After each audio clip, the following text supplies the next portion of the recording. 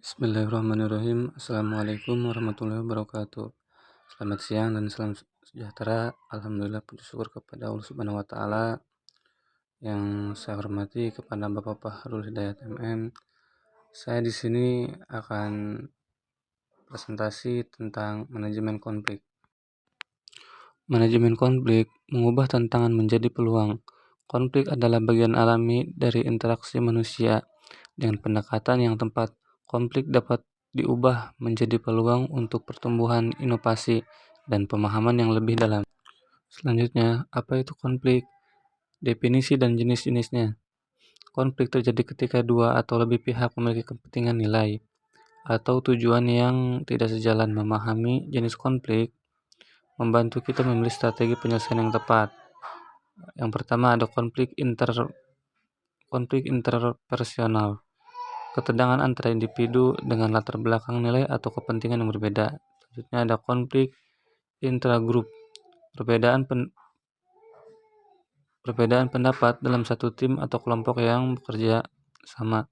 Selanjutnya ada konflik intragrup. Persaingan antara tim atau departemen yang berbeda dalam organisasi yang sama. Selanjutnya, mengapa konflik penting? Dampak negatif dan positif. Yang pertama ada dampak negatif. Menurunkan produktivitas dan moral tim, meningkatkan stres dan ketegangan, menghambat komunikasi dan kolaborasi, menyebabkan kehilangan talenta berharga. Yang kedua ada dampak positif. Dampak positif mendorong inovasi dan kreativitas, memperkuat hubungan melalui resolusi, meningkatkan pemahaman antar pihak, menyebabkan perbaikan proses bisnis.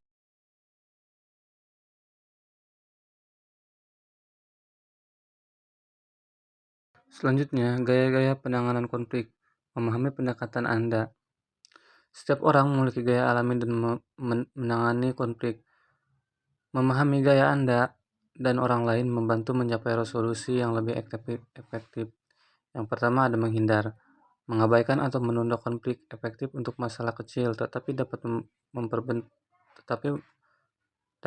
memperburuk masalah besar. Yang kedua kompromi. Kedua pihak mengalah untuk mencapai solusi tengah, cepat dan praktis, tetapi mungkin tidak memuaskan sepenuhnya. Selanjutnya ada berkompromi.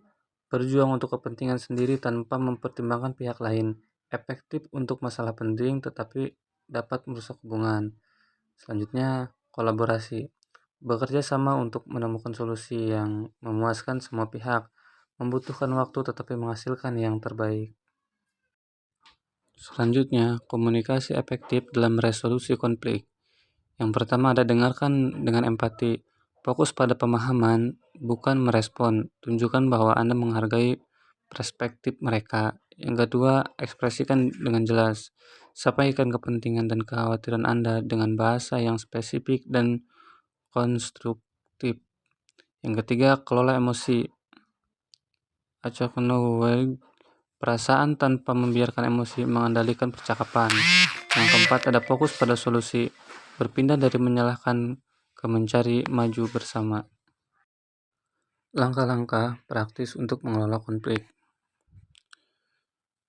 Identifikasi akar masalah. Jangan hanya melihat gejala, gali lebih dalam untuk memahami penyebab seseorang dari konflik.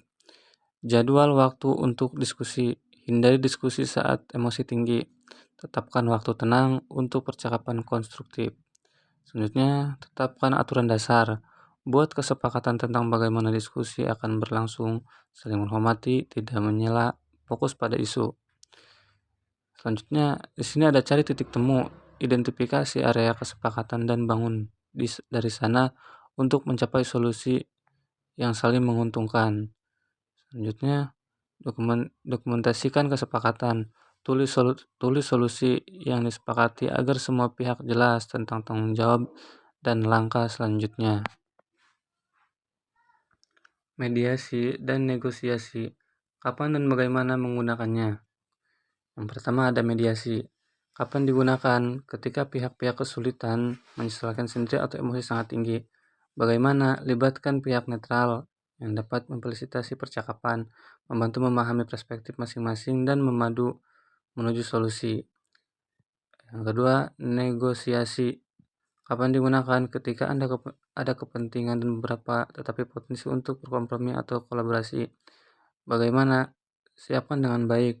Pahami kepentingan Anda dan lawan. Cari solusi kreatif yang menguntungkan semua pihak. Selanjutnya, studi kasus konflik di tempat kerja dan solusinya. Di sini ada kasus tim pemasaran PS penjualan. Masalahnya, tim penjualan mengeluh materi pemasaran tidak efektif. Tidak pemasaran merasa tidak dihargai. Solusinya, mediasi terstruktur dengan pihak ketiga, pelatihan komunikasi lintas tim, penemuan rutin untuk sinkronisasi kebutuhan. Hasilnya meningkatkan kolaborasi, peningkatan konversi lead sebesar 30% dalam 3 bulan. Kasus konflik antar manajer. Masalah, dua manajer bersaing untuk sumber daya terbatas dan saling merugikan. Solusinya pelatihan manajemen konflik tingkat lanjut, redefinisi proses alokasi sumber daya, penetapan mediator senior. Hasilnya peningkatan kepuasan tim bawah, efisiensi operasional meningkatkan 25%. Membangun budaya organisasi yang mampu menyelesaikan konflik. Konflik sehat adalah tanda organisasi yang sehat. Membangun budaya yang mendukung penyelesaian konflik membutuhkan komitmen dari semua tingkatan. Yang pertama ada komunikasi terbuka, komitmen untuk kejujuran dan transparansi dalam semua tingkatan organisasi. Selanjutnya pelatihan reguler, program pembinaan keterampilan resolusi konflik untuk semua karyawan. Sini ada sistem dukungan, mekanisme seperti mediasi internal dan saluran pelaporan yang aman. Selanjutnya rayakan resolusi, mengakui dan menghargai ketika konflik diselesaikan dengan baik. Selanjutnya kesimpulan. Konflik adalah peluang. Alih-alih menghindari konflik, sambut sebagai kesempatan untuk pertemuan dan perbaikan. Komunikasi adalah kunci. Dengarkan dengan empati, ekspresikan dengan jelas, dan kelola emosi dengan baik. Pilih pendekatan yang tepat, sesuaikan gaya penanganan konflik dengan situasi dan kepentingan semua pihak.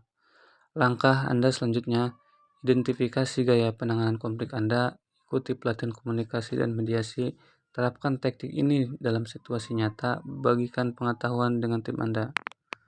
Mungkin itu saja presentasi dari saya, kurang lebihnya mohon maaf. Wassalamualaikum warahmatullahi wabarakatuh.